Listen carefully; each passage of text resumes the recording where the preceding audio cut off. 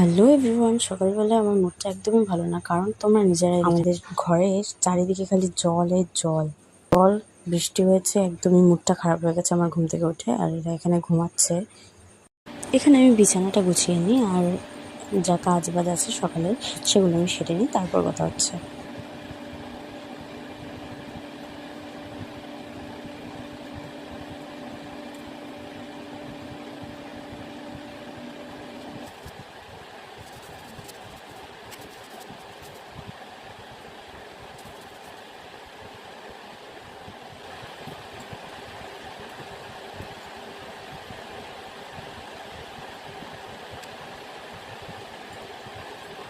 আমার বিছানা গোছানো হয়ে গেছে, এখন আমি ফ্রেশ হয়ে নিলাম ঘরটা বন্ধ করে।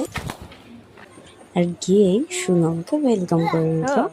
আর এখানে সুনুর ঠাম্মিও চলে এসেছে।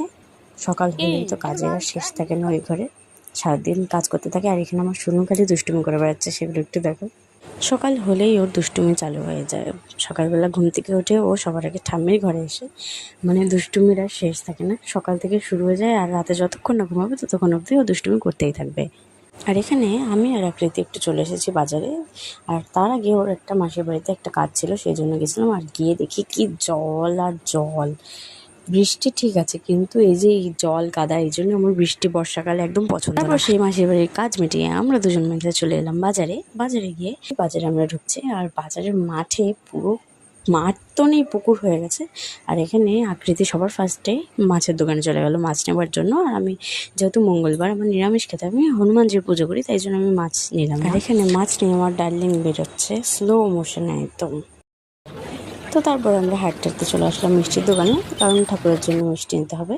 এখানে আমার মিষ্টি নেওয়া হয়ে গেছে, টাকাটা দিয়ে আমি মিষ্টিটা নিয়ে চলে এলাম আর বাকি জিনিসগুলো নিতে।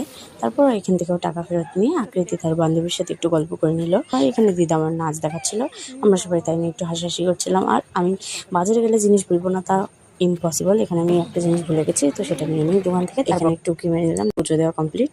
আর তারপর আর ভিডিওটা কন্টিনিউ করতে পারিনি। আর তারপর সন্ধ্যাবেলা চা বানিয়ে নিলাম সবার জন্য।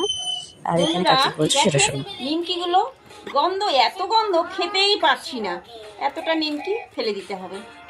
বলেন বন্ধুরা, পয়সা দিয়ে তো কিনতে হয়, কত কষ্ট করে পয়সাটা আনতে হয়।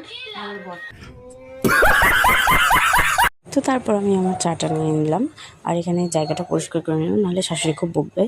আর তারপরে সবার চা খাওয়া হয়ে গেলে তারপরে আমি বাসন ঘটে মেজে নিলাম একটু। আর আমি জায়গাটা পরিষ্কার করে নিই। যদি ভিডিওটা ভালো লাগে অবশ্যই লাইক কমেন্ট সাবস্ক্রাইব করে দিও। দেখা হচ্ছে নেক্সট ভিডিওতে, ততক্ষণের জন্য টাটা।